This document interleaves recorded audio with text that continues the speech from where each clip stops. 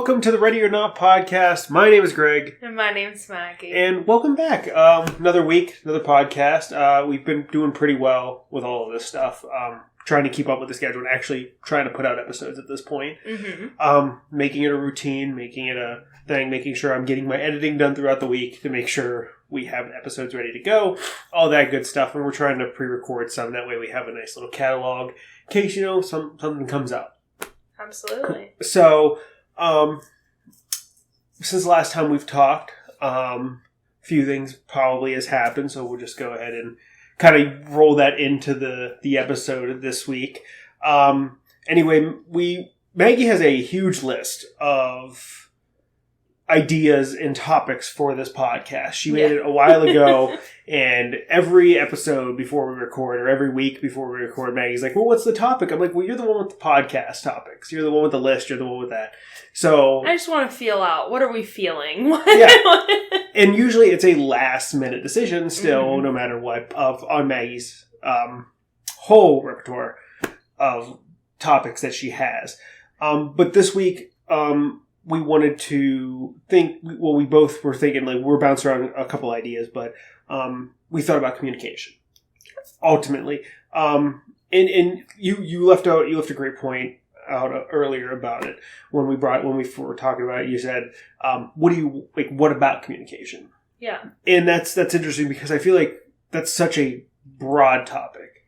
Yeah, absolutely. You said like negative communication, positive communication, and again, we're only trying to fill an hour here. But I feel like you can go on about communication for hours at a time. So I think as we go through this episode, it'd be best just to kind of stay on at least two of the topics, maybe healthy communication and non-healthy communication. Mm-hmm. Communication is something that we definitely use all the time. Oh yeah, it's part of every interaction. Like not you have in your life. Not even there's nonverbal communication. Yeah, but I mean so some relationships are based around a bunch of other things. Some relations are based around family. Some relationships are based around sex, for instance. Some people just have that like one main thing about the relationship. I think we have a lot of things, but I think the number one thing in our relationship is the way we communicate. Just how we both understand each other. How we both understand what the other one's saying, sometimes without even saying it. And I feel like simply today, we went out to the store, right? Yeah. And we both had this intrusive thought of squeezing something. And I squeezed one, you squeezed the other. And that was like, you get it. It's like, do you know what I mean? Like, when you said, like, we're the same person, I didn't really think that. My head went to was, oh, she gets why. Like, she gets it. Like, why you want to do it. Okay, we weren't squeezing random things. There was a little package of, they were like wafers. I don't know what it was. But you could see them and it looked almost like a bubble. And I had seen Greg looking at them, but then I kind of looked away. And I looked back and I saw the other package. And I just went to touch it and I just popped it. And Greg goes, I just did that to the other one. And I pointed to it. And he pointed to it. And that's when I was like, dude, we're like the same person. We just let our intrusive thoughts get the best of us today. And that's when, the funny thing is that after, in my head, and I didn't say it to you right now, but like thinking back on it, I was like, oh, you get it. Yeah. Like, you know what I mean? So like you do things that I do, or I do things that you do, and I'm just like, oh, you get it. Like, it's one of the best feelings in the world when somebody that not only you love, but your partner just gets it. Just like, it's such a little thing to pick up on, but I wanted to use something very recent that just happened. But that happens a lot of times where you'll think of something, I'm like, I literally was just thinking about that. Yeah. Like, it's like, you get it. It's one of those things that are really, really nice. Oh, absolutely. And one thing I can say is, I think that was the biggest thing for us very early on. I think it was only like maybe a couple months in, we had a conversation where I had said, this is the first relationship I've had that has had nothing but healthy communication. Mm-hmm. I think, dealing with past relationships where there was a lot of unhealthy ways of communication, such as like isolation or berating or, ignoring or just things like that. I think that's something that I hadn't experienced in this relationship, and it's all been open and what do you need from me? What can I do for you? Things like that. And, yeah, I just remember us having that conversation very early, like a couple months in, I feel like. Yeah. You know what I mean? No, absolutely. And, I think we've had negative communication. Yeah. Unhealthy. I mean, we're human. Yeah. I mean, there was times to where, I would try to say something and try to explain it, and you wouldn't, and you wouldn't understand what I was trying to say in that particular moment or something. And you would, the one thing I would say about you is that you asked me to clarify.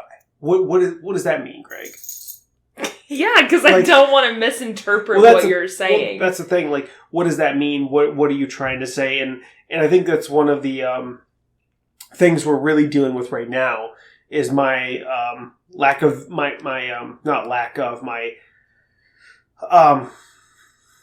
overuse of vague terminology is the best way to say it.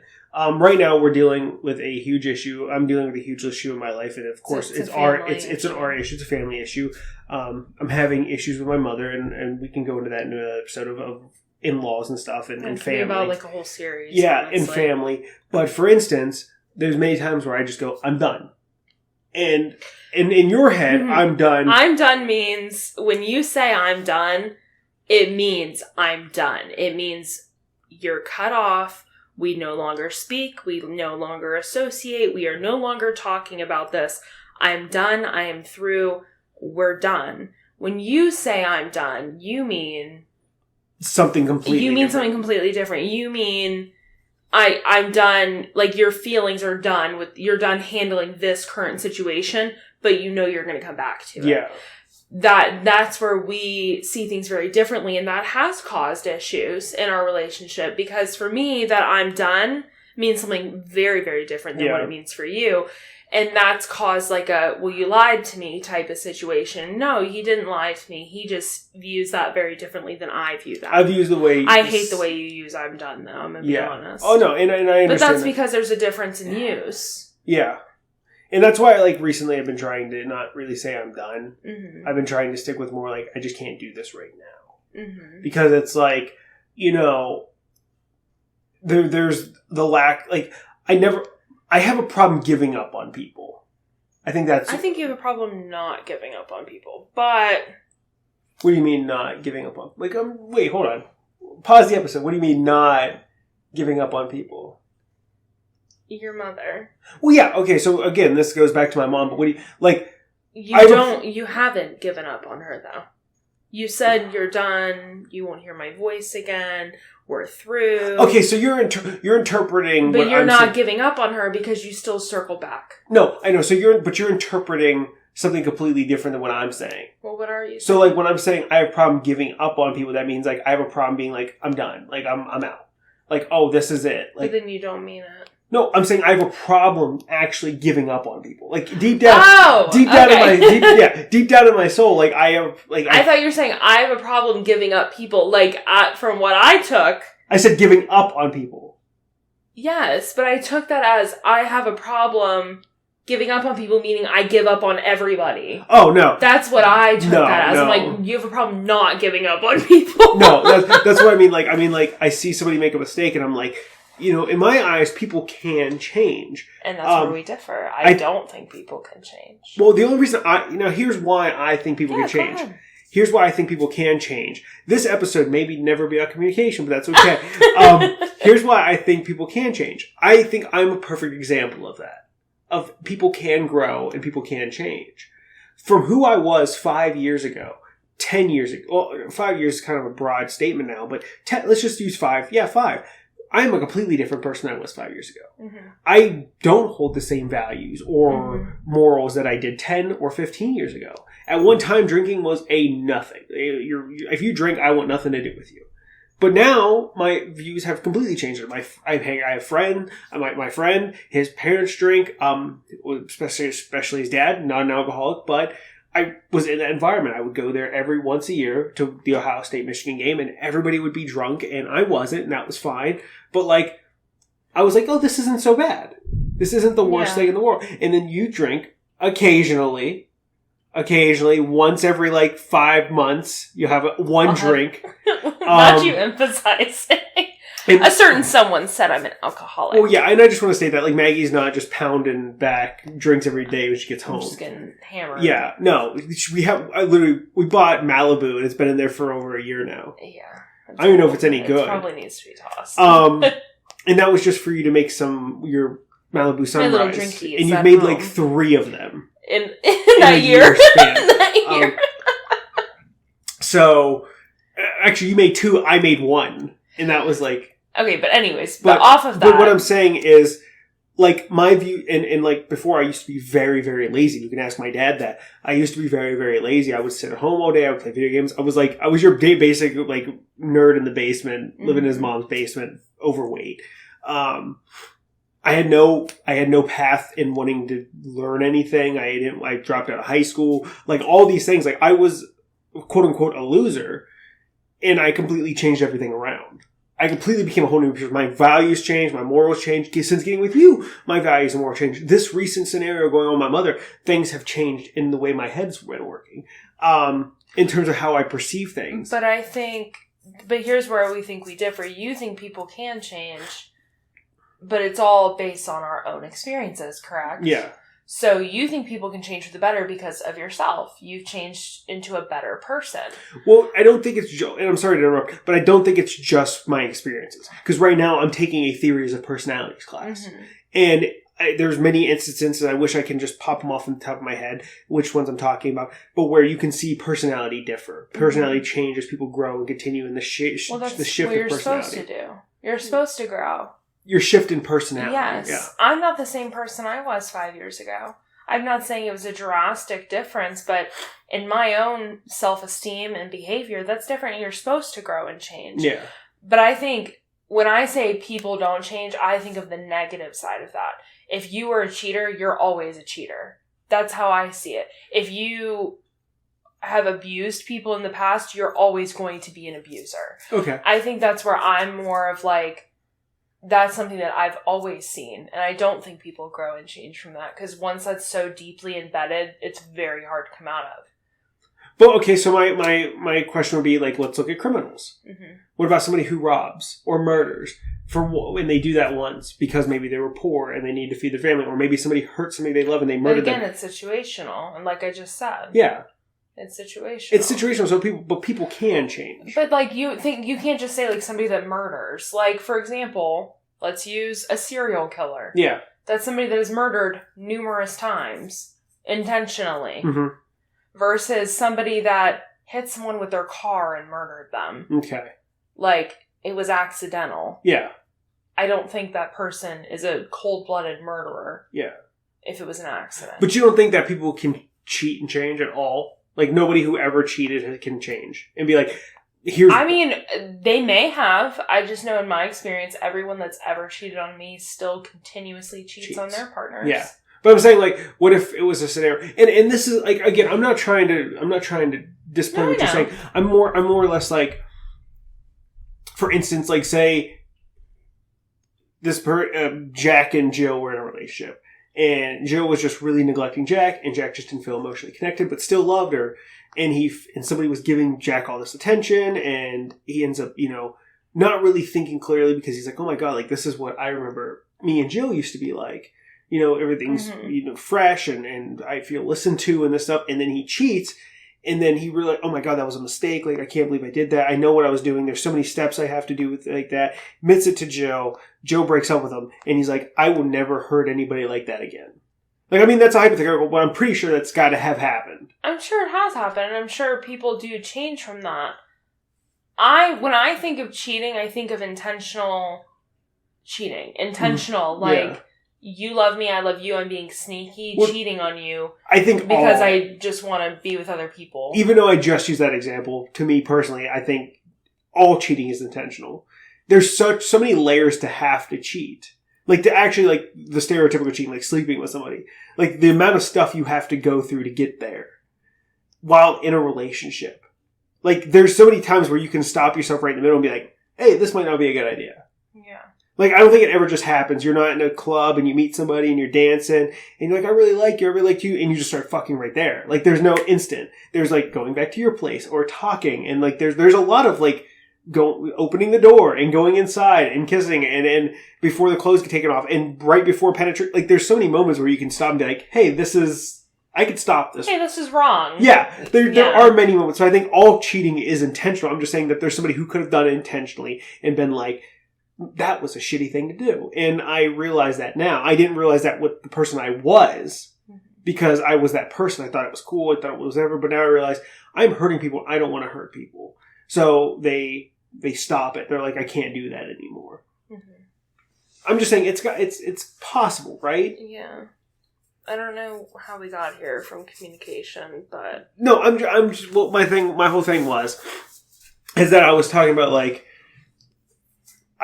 back to I have problem giving up on people. I think I'm a hopeless optimistic, I guess, where I'm like, if I can just make them listen or have them understand what I'm saying, then everything's going to be okay.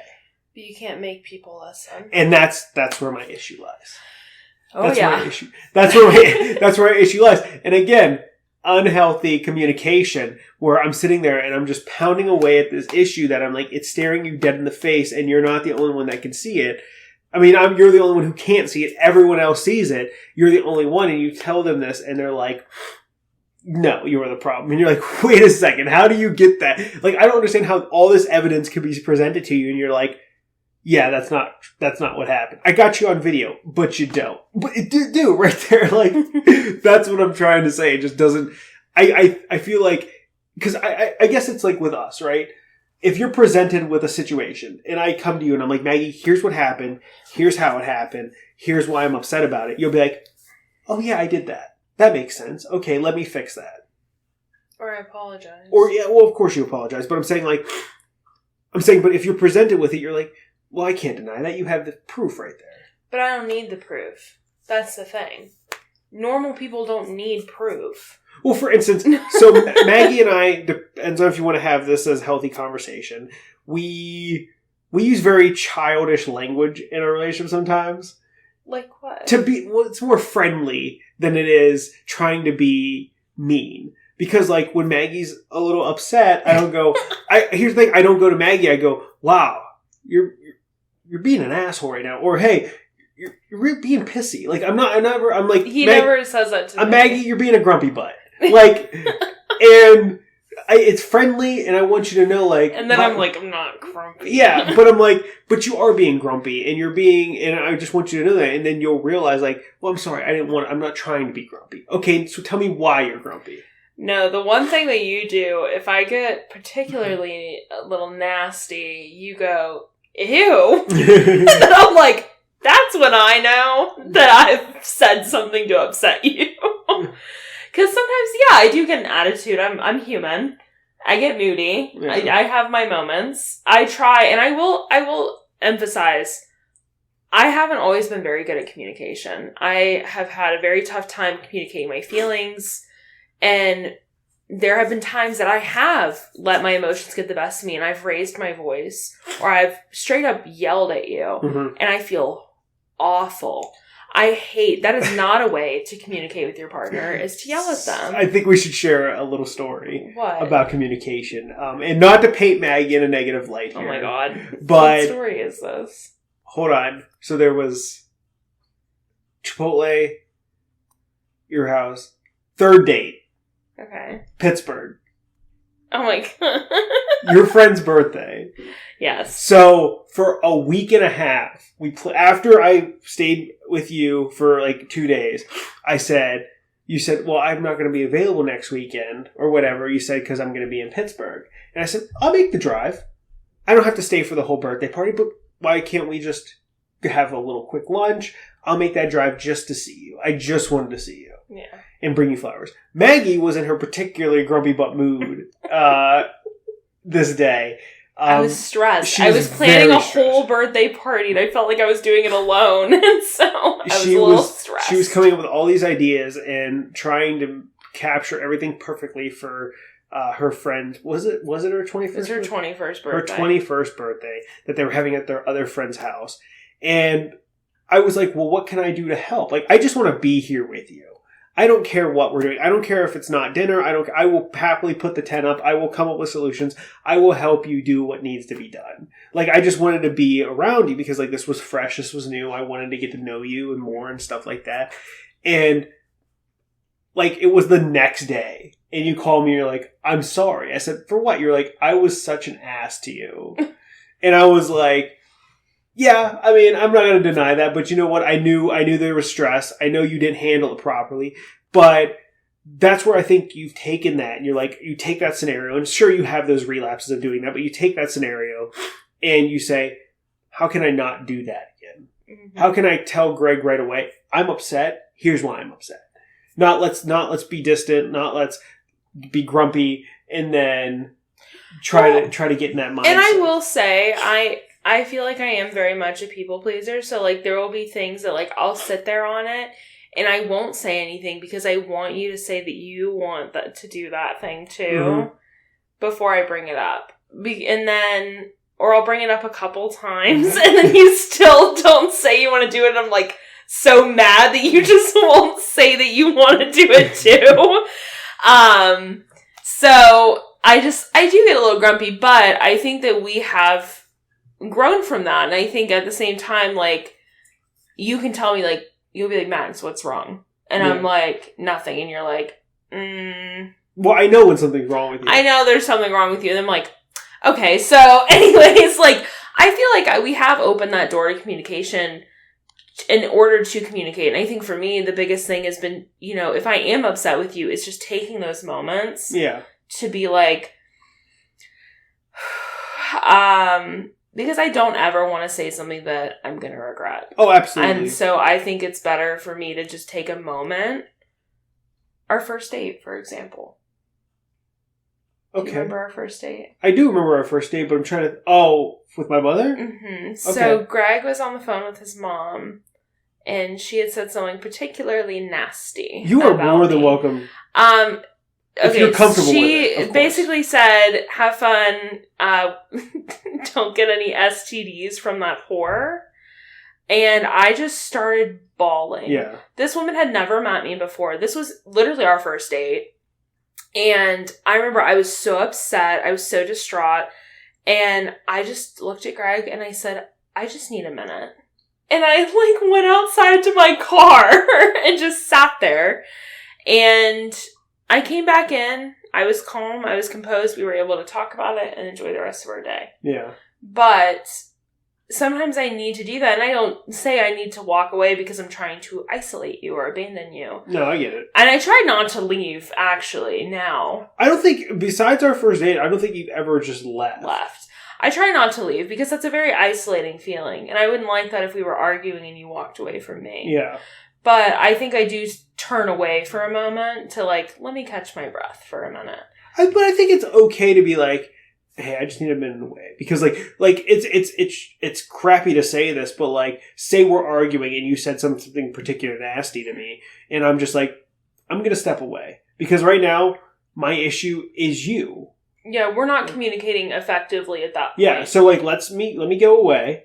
We can regroup. And we can come back together. And we can be like, hey, okay, so, like, I've had time to think about what you said. Here's what I didn't like. Here's what I didn't appreciate. If you have some issues, like, I feel like that's the appropriate way to do it. I think here's my thing. Again, communication here. So, do you think it's okay to walk away? Like, actually, like, I'm going to take a drive. I think it depends on the argument, truthfully. Okay. I think I could have handled our first date a little differently, but truthfully, we were still we were brand new. We didn't know each other. So and I didn't want to burn that bridge before it started. Yeah. And then, but I think currently, like, unless it was a situation where it was, like, really getting out of control, which we've never had an argument like that. No. But if it was, like, really, really getting crazy, I would feel better to walk away. But I don't think we've ever had an argument where I've been that upset to walk away. No. I think that most of the time we can have an argument and calm ourselves effectively in order to have that conversation. And I think that we do a really good job at communicating, like, hey, I didn't appreciate you doing this. Yeah. I didn't appreciate the way you spoke to me. I didn't appreciate the way this was handled. And I think that using those words creates that open dialect to further an argument. It's not even an argument at this point. It is an argument, but you're arguing effectively. Yeah. You're not arguing just to argue. That's one of the things I think we're so good at. And I'm not trying to brag here on the podcast. Like, oh my God, he's trying to flex. I'm just saying, I think we're so good at it because I've seen a lot of arguments. It never gets personal. No. We stay on topic. We don't ever that's why you're not that smart. Like that you never, there's never. That's why you dropped out of high school. Yeah. There's never a personal attack to make you to be like, I won. Yeah. We're never trying to win. Because the problem is we're not on separate teams. Yeah. We're on the same team. It's not you versus me. It's you and me versus this problem. Yeah. And I think that that's where a lot of people have issues when it comes to arguing effectively. They're not arguing effectively. They're seeing it as a me versus you. Yeah. And instead of a me I'm right, and you versus the problem. And actually, I hated this, but I had a professor who, she was like, I always give this, every couple this advice, argue naked. What do you think about that? Argue naked. I don't know how you would take that seriously. You wouldn't. So you would never resolve anything. Yeah. I would see you. Could you imagine being so mad at me and just stripping down naked and being like, how dare you? No.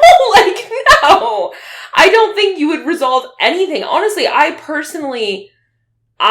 the way I like to handle an argument is you and I sitting, making eye contact, so you can read my body language. Mm-hmm. You can read how I'm reacting to you and how I'm reacting. You're reacting to me, I'm reacting to you.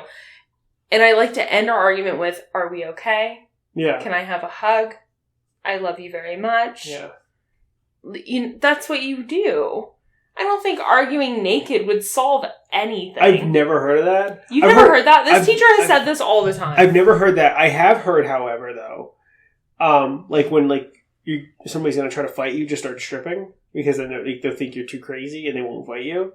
I've heard that, but I've never heard let's argue naked. I've never heard that. I mean, that's very well possible. That's a thing apparently that I've never heard. So I just couldn't imagine me being mad at you and being like, let me just take off all my clothes. Because if we're upset, I think the last thing I'm thinking about is how can I get these clothes off? I'm more thinking of we need to solve this because and that was a great point. Because when you see these arguments all the time, even online, with politics and stuff, it's us versus you. It's no, we're all collectively in this system. Yeah. Why we're arguing for a better system, and that's where I think it's perfect idea for you and I when we were talking. Like you just said, it's we're all in the team sport. Yeah. This is a team.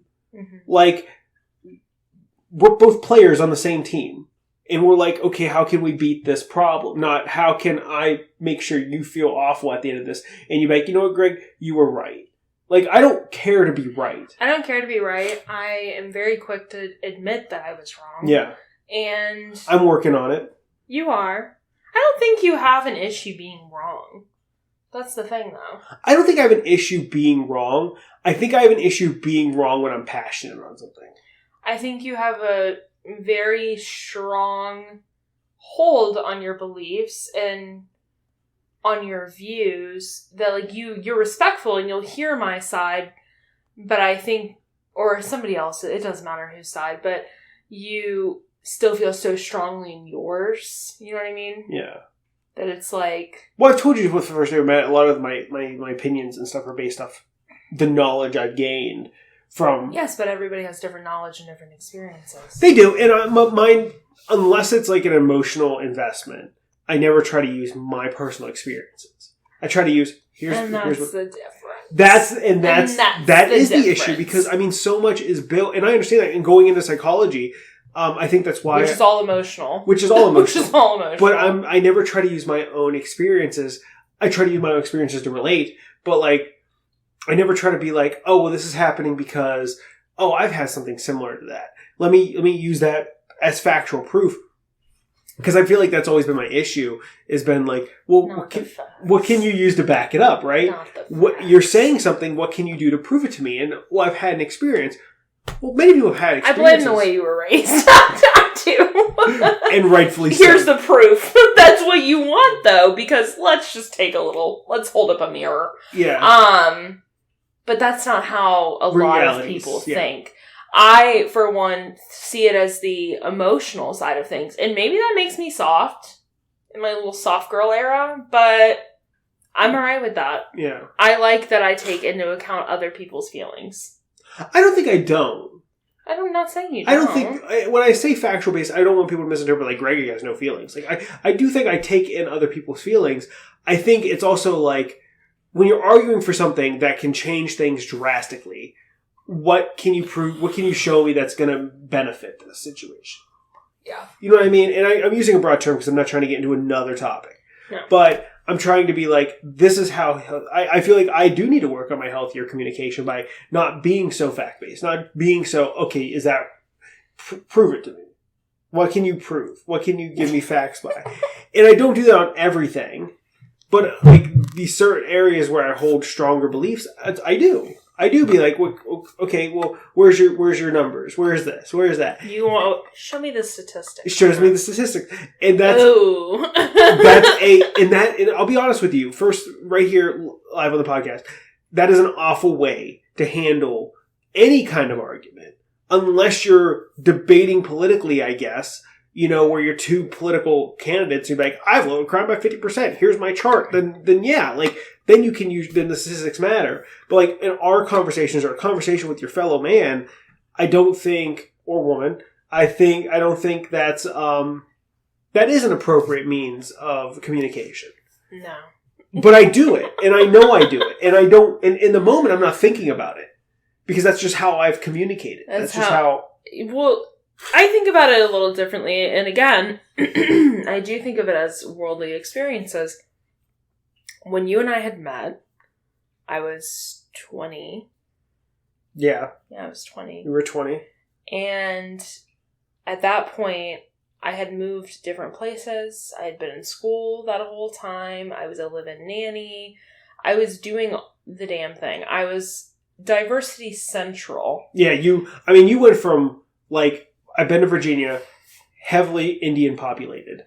Well, no, I'm not talking about race, but I'm saying, like, culture-wise, I've been... That's not... Oh, no, I know what you're saying, but you just jumped into, like, heavily Indian Well, I'm saying, like, I've been, where you're from, I've been there, it's heavily heavily Hindu, Muslim population. And then when you go to, back in South Carolina... it's Baptist, Southern Belt Baptist. Yeah, and then, like, Pennsylvania. And then we live in PA where... You had the Mormon family. We have a Mormon family. So, like, I mean, you do have this. I have a very culturally diverse background with different communication styles.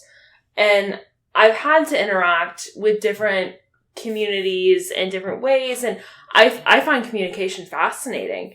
But then I look at, like, your life situation at that point. You were a caregiver for your mother and you lived at home.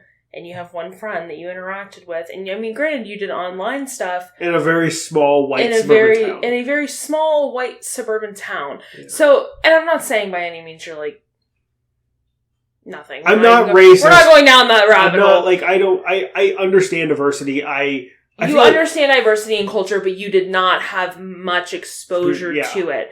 And your communication was very limited to your house. Mm-hmm. That's what I'm saying. Like, you learned your communication at home because you had been at home for years and years and years. Yeah. Versus I had been out in the world doing the damn thing. I mean, I'm literally that white guy who was like, well, I had one black friend. Like, you know what I mean? Shut up. But that doesn't give me an inclined to be racist at all. I'm just saying, like, for instance, off topic just a little bit here. Because we still got a half hour. So, just off topic a little bit. Like I said, I come from a suburban white town. Very small. Meanwhile, I've never once, to anybody of a different race or ethnicity or culture, I've ever been had no sympathy for whatsoever. I understand. Like, I'm trying to learn more. I always try to open that door. And I try to, understand my biases when communicating with people of different cultures.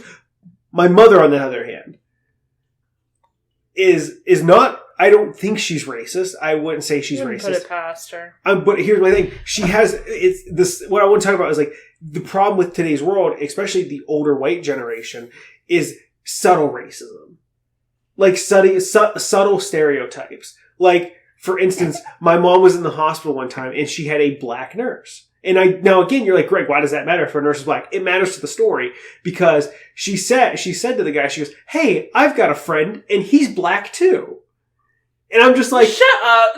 Like, do you think all black people know each other? But that's the thing. No, they don't. Because that's the thing. And I'm sitting there and when I looked, I even brought it to her, I was like, why did you have to mention your friend was black? Like, because you said nothing to him that pertained to him besides the color of their skin matched. You never said, you just made like, hey, I got a black friend too. Like, and I've noticed that, like, hey, somebody goes to black, play basketball. What? Like, it's that subtle racism where you're not trying to be racist, but you've had these stereotypes that have been embedded in you. Mm-hmm. And from a young age, that you subtly let them out. If I was on the opposite end, if I was a black guy, and somebody said, hey, I got a friend and he's black too, big, what the fuck do I care?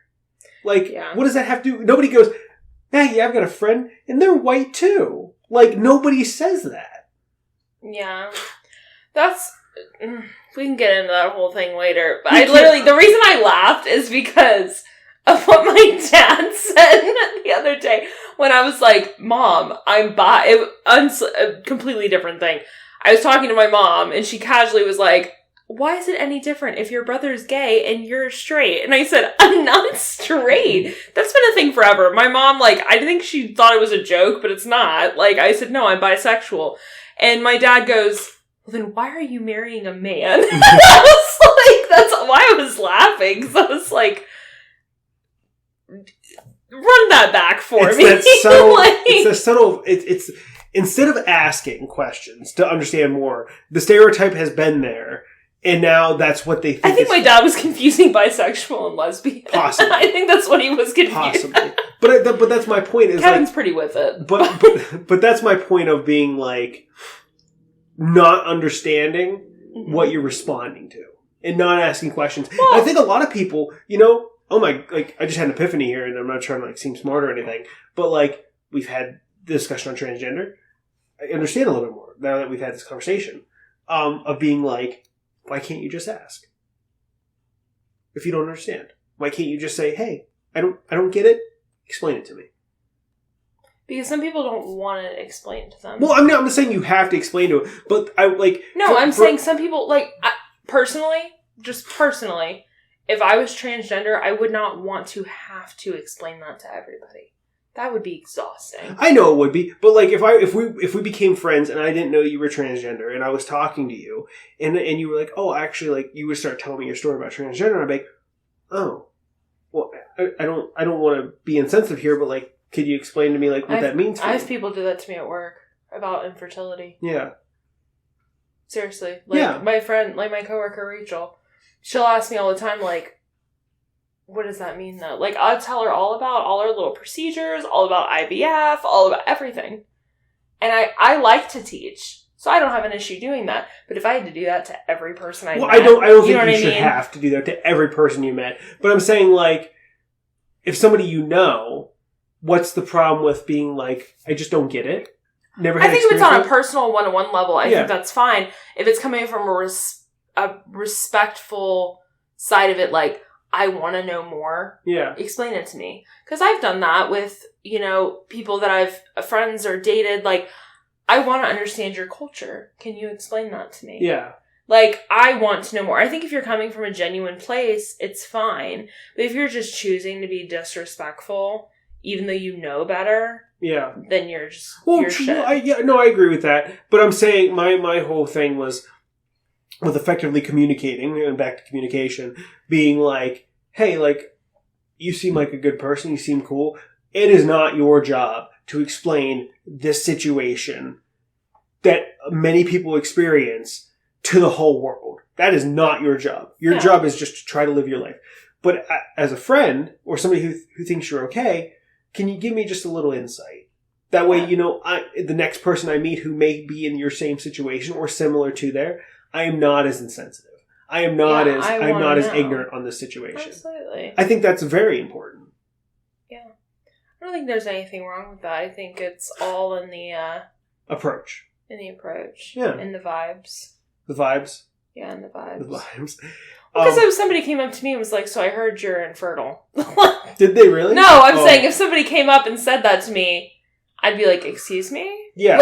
Like, there's people saying sensitive shit all the time. You know well, they do. And in this world, you have to have thick skin. Like, and that's shitty to say, but like, in the reality, sometimes you just really it'll happen when you stop trying. Yeah, you have to have some thick skin because people are going to be upset with some of the things you have to say. I think that's very important. And that, I think this all, and again, take from this what you will. We've been a little bit over the place. Yeah. But I think we've hit some really good key topics on good communication, and we've hit a lot of great points on negative communication, I think.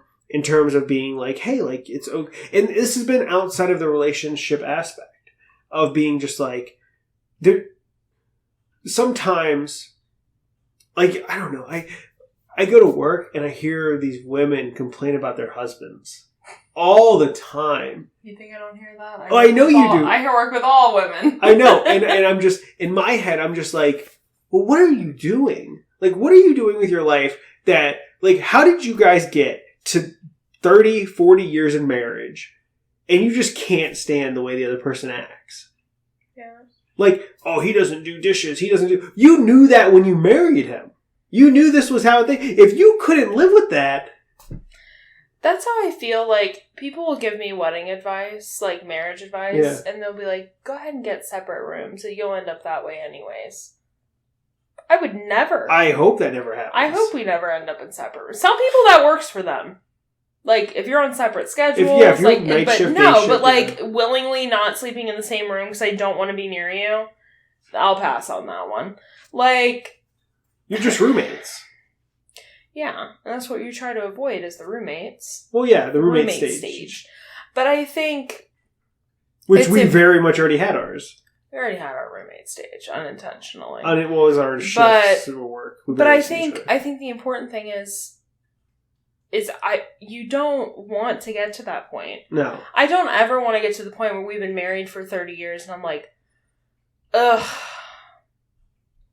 he doesn't do anything. Like, he doesn't talk to our children. He doesn't talk to me. He just he goes to work. He comes home and he hides in the basement. He doesn't do anything. He doesn't help me. And I don't want you feeling that way about me. No.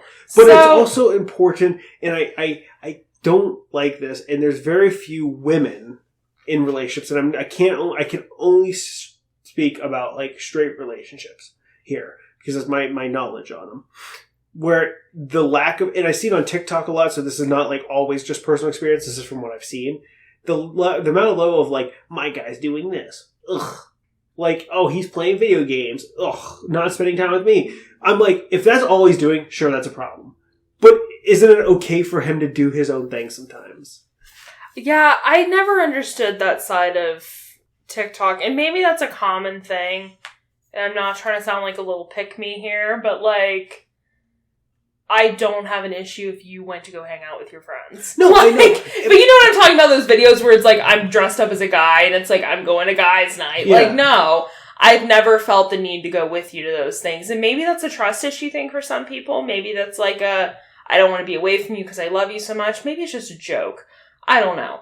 But I've never found that funny because I'm like, go hang out with your friends. Like, go please be a person without me. I never want it to be a codependent relationship. Yeah. I love you. I want to be with you. I want to be around you. I love being around you. You're my best friend. Yeah. But at the same time, go be your own person. Yeah. Because at some point, I'm not always going to be here. Yeah, you know what I mean? For instance, Maggie just went to see her family for 2 days. She was gone for 3. And I was at home by myself.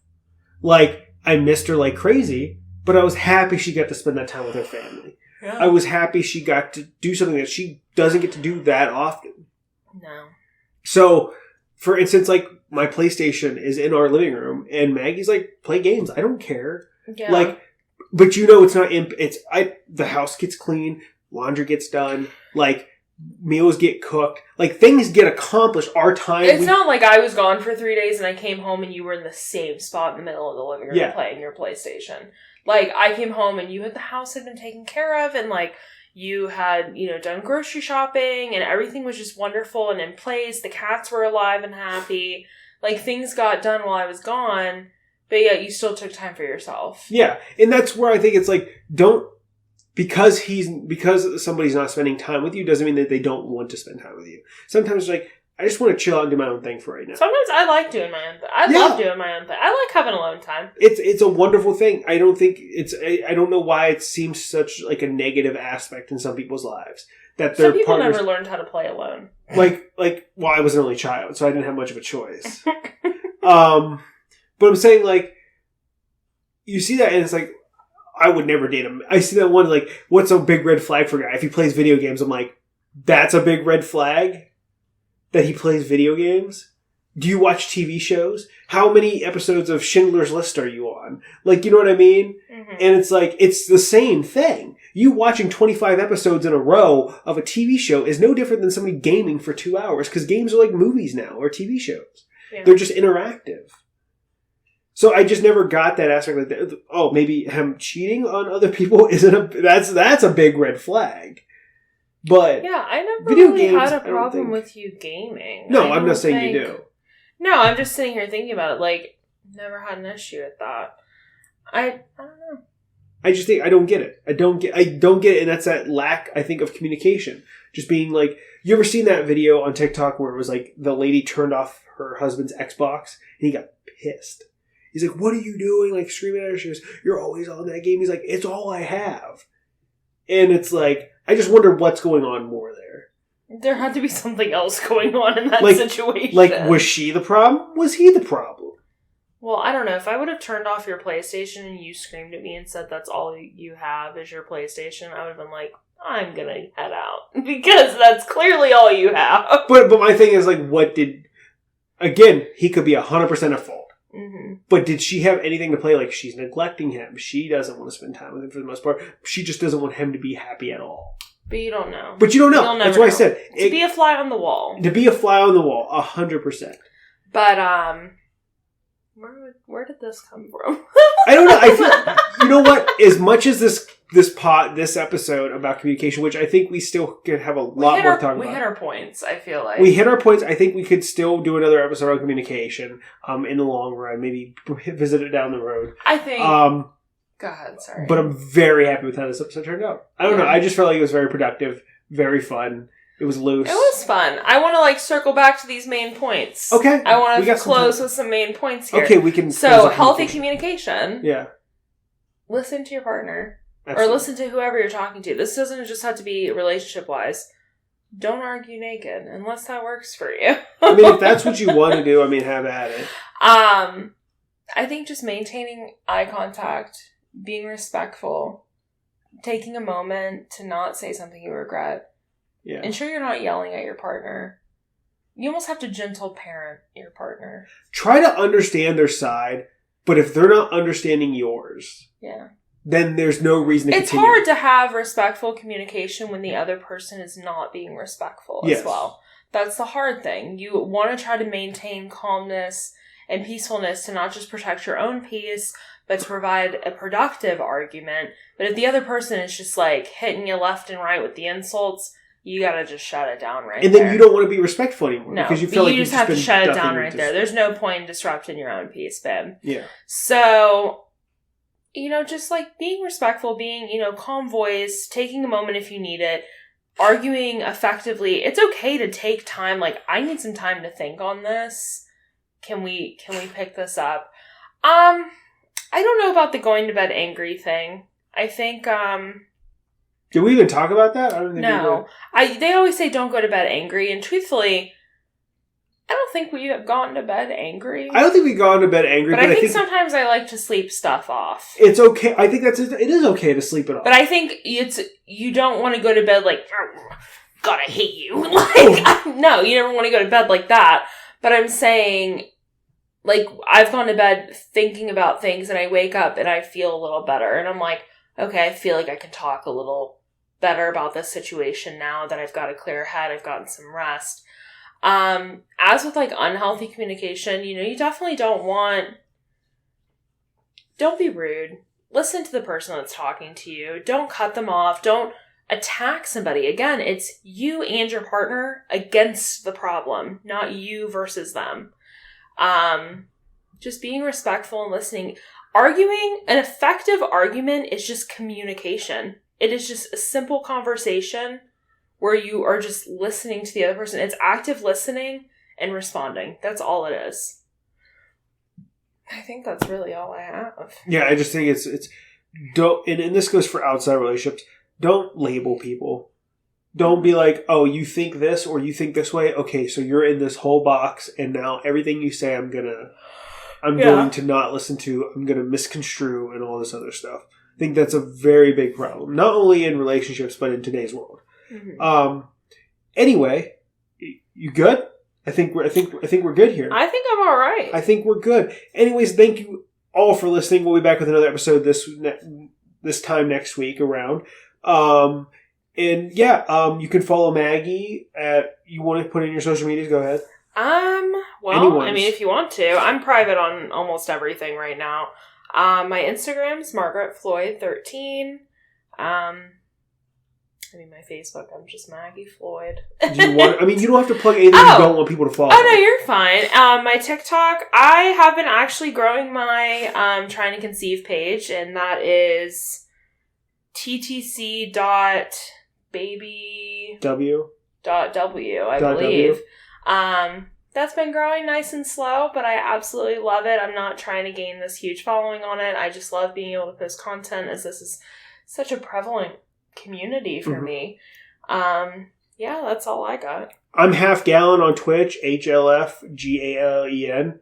And we're on every social media platform at The Ready or Not, from Twitter to Instagram to TikTok.